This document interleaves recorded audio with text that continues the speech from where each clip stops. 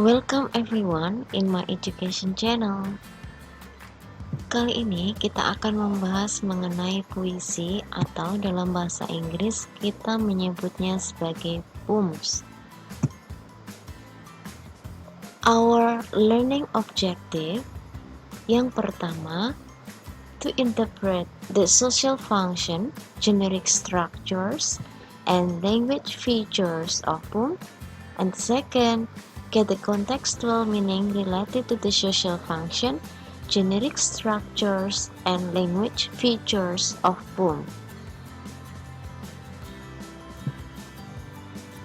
Are you ready? Let's start with the definition of poem. Look at the picture. What is the man doing? Yeah, a poet is a person who writes poem. Jadi penyair adalah seseorang yang menulis puisi. A poem is a piece of writing in which the words are arranged in separate lines, often ending in rhyme, and are chosen for their sound and for the image and ideas. Definisi ini berdasarkan Cambridge Dictionary. In other words, puisi adalah salah satu cara untuk mengkomunikasikan suatu pengalaman, emosi, ide, pemikiran, di mana penulisannya menggunakan rima, irama, ataupun pencitraan. The social function of poem. Fungsi sosial dari puisi adalah as a way to express feeling, ideas, and emotion. Jadi puisi adalah salah satu cara untuk mengekspresikan perasaan, ide, pendapat, ataupun emosi. And the second, fungsi sosial yang kedua adalah untuk menghibur. Kemudian the generic structure of poem terdiri dari line, stanza atau kita kenal juga sebagai verse, and then rhyme, meter, and line break. Kita diskusikan satu-satu ya. Line adalah a word or a row of words. Jadi baris adalah sebuah kata atau sederetan kata. Ada contoh di sini ya. Puisi berjudul Today is Your Luck by Bruce Lansky. Yang dimaksud dengan line adalah baris pertama, ini disebut sebagai baris pertama atau line 1, kemudian consider your luck sebagai line 2 dan seterusnya. Stanza atau verse, kita menyebutnya juga verse begitu ya, a group of lines in a poem. Jadi sekelompok baris dalam sebuah puisi. Itu adalah merupakan pengertian dari stanza atau kita menyebutnya sebagai bait. Bisa kita lihat yang disebut sebagai stanza 1 atau bait pertama adalah kumpulan dari line ini. Kemudian kumpulan dari baris di bait kedua ini disebut sebagai stanza 2. Kemudian yang disebut rhyme apa sih? A pattern of word that contains similar sound. Jadi yang disebut dengan rima adalah sebuah pola kata yang berisi similar sound, suara yang mirip atau sama. Contohnya, dari puisi ini pada rima atau pada baris kedua memiliki rima yang sama dengan baris keempat.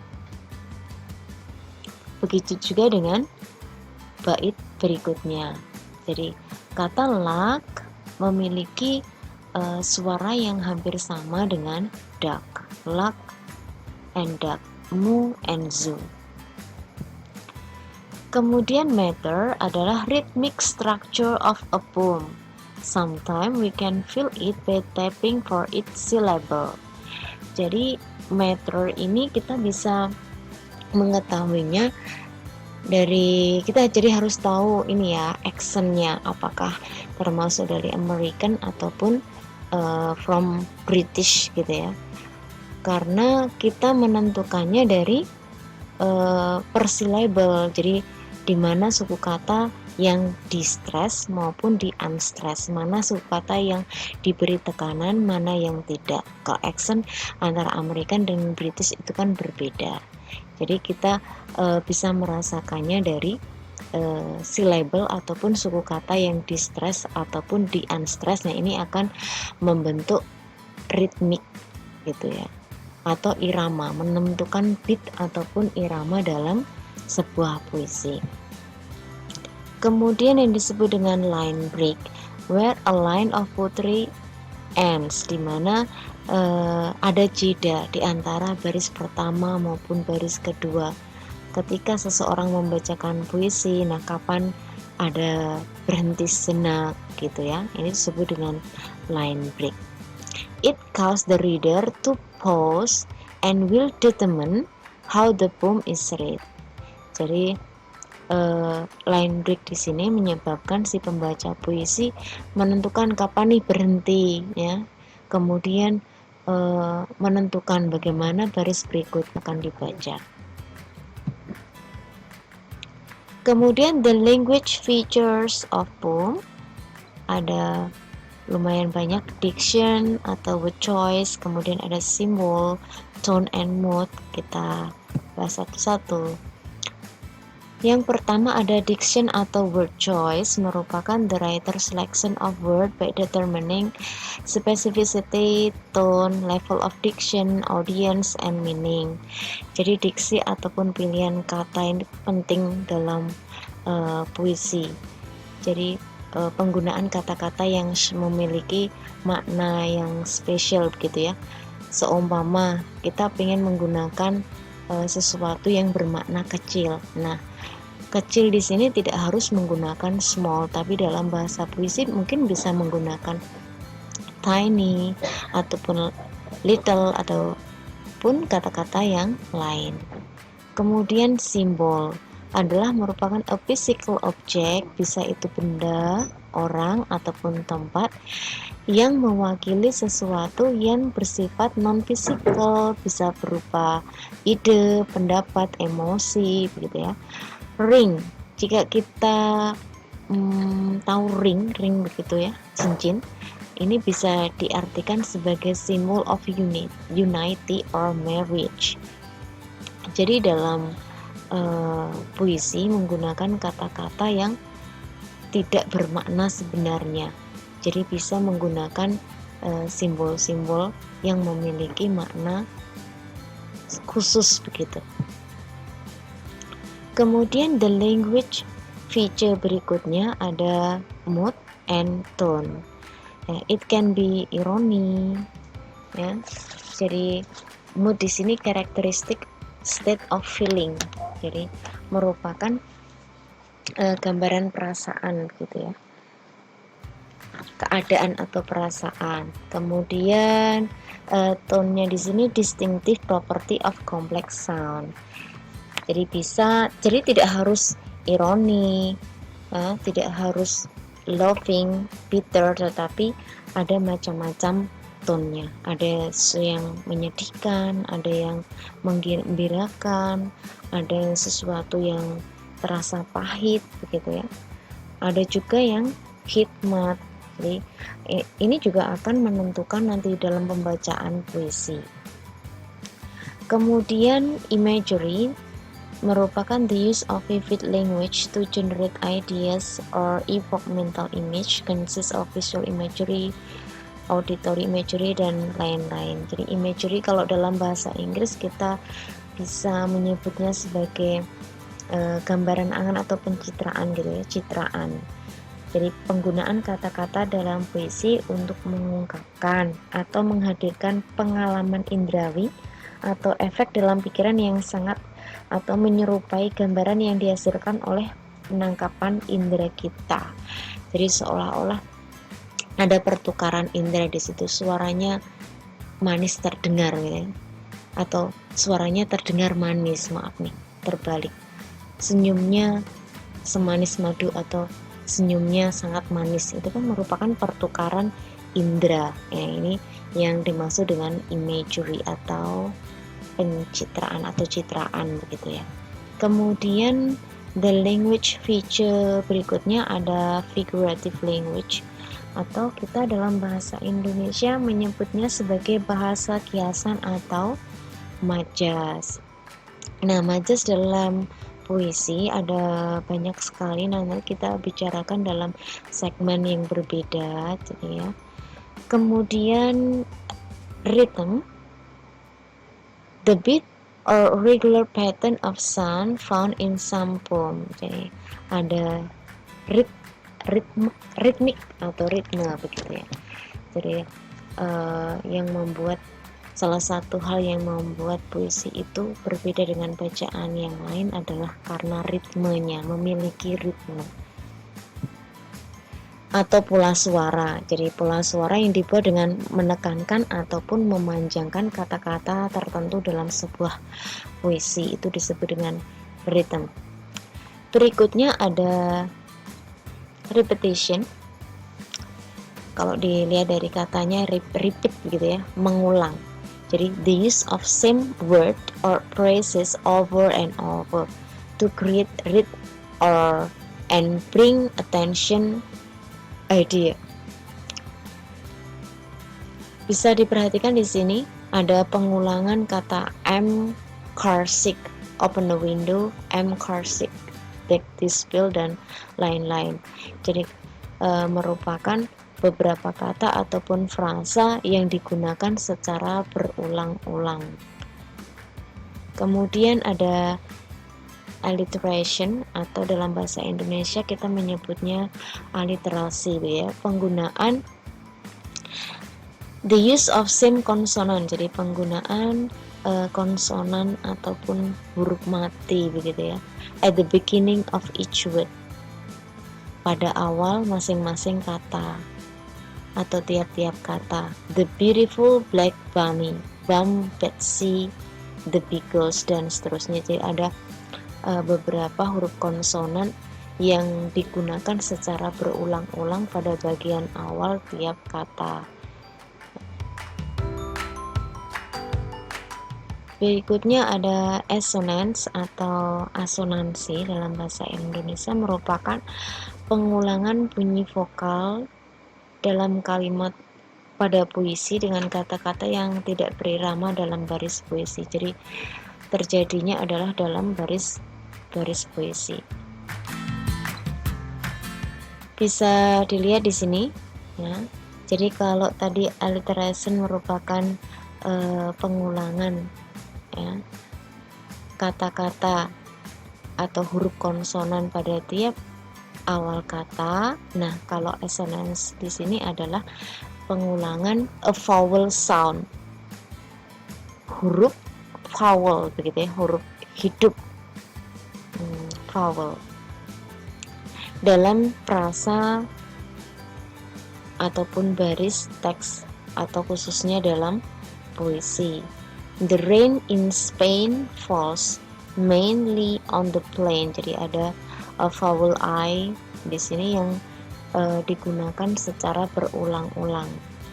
Jadi ada pengulangan vowel sound. Bedanya dengan alliteration tadi begitu. Kemudian dream ini sifatnya optional ya, tidak harus ada, tapi kalau kita ingat materi bahasa Indonesia, puisi lama itu salah satu cirinya adalah menggunakan rima. Jadi rimanya ada, memiliki rima, kemudian memiliki pola tertentu. A pattern of word that contains similar sound. It can be one syllable word. Contohnya ada moon, spoon, June, or can also be more than one syllable. Example, balloon, lagoon, gitu ya. Rima. Jadi merupakan pola kata yang berisi suara yang sama, biasanya berada di akhir larik atau baris. Bisa terdiri dari satu suku kata ataupun lebih dari satu suku kata. Berikutnya itu onomatopoeia. Jadi penggunaan atau format kata di mana suara mirip dengan makna. Contoh hong, beat, bass, boom, dan lain-lain. Majas berikutnya yaitu simile, di mana dua hal yang sangat berbeda diperbandingkan karena mereka terlihat sama atau mirip setidaknya dalam satu karakteristik.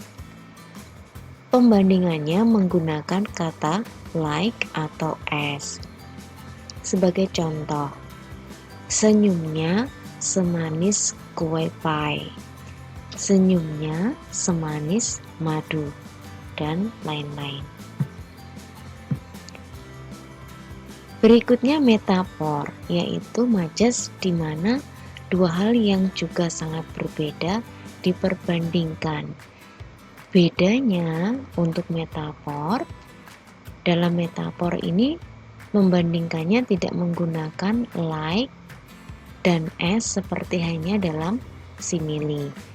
Kita dapat lihat, my love is a red rose, dan my love is like a red rose. Dari dua larik atau dua kalimat ini kita bisa lihat untuk larik yang pertama termasuk dalam metafor karena membandingkan love dengan red rose tanpa menggunakan like atau as.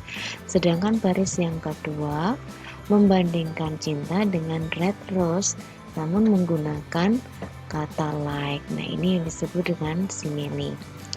Majas berikutnya yaitu personification. Majas di mana kemampuan manusia diberikan kepada makhluk lain seperti binatang, tumbuhan, objek, ataupun suatu ide pendapat. Nah, ini membuat mereka nampak atau berperilaku seperti halnya manusia. Sebagai contoh, when I got home from school, my dog smiled at me. Nah, smile itu kan yang biasa kita lakukan atau manusia bisa lakukan, bukan anjing. Tapi di sini my dog diberi label smile, ya ini selayaknya anjing itu memiliki kemampuan tersenyum seperti halnya manusia. Atau rumput bergoyang, ya, rumput itu kan tidak bisa bergoyang ya, tapi di sini seolah-olah rumput mampu bergoyang. Nah, sekarang majas berikutnya adalah hyperbole. Di sini penggunaan bahasa atau kata yang melebih-lebihkan. Sebagai contoh, your suitcase weigh a ton. Barang bawaanmu seberat 1 ton, gitu. Itu kan melebih-lebihkan karena saking beratnya si suitcase ataupun koper. Meskipun sebenarnya si suitcase itu tidak beneran 1 ton. Kemudian kita ke tipe puisi. Berdasarkan jumlah baris ada couplet, di mana terdiri dari 2 baris atau 2 larik dalam 1 bait. Disebut triplet, terdiri dari 3 baris dalam 1 bait. Quatrain itu terdiri dari 4 baris, quintet terdiri dari 5 baris, dan lain-lain. Berdasarkan isinya ada lirik poem, naratif poem, epic poem, dan lain-lain. Kita akan bahas dalam segmen yang berbeda. Nah, thank you. Any question? If you have, please you can find me at Ning Channel or mamahequeen@gmail.com. See you in my next video. Thank you.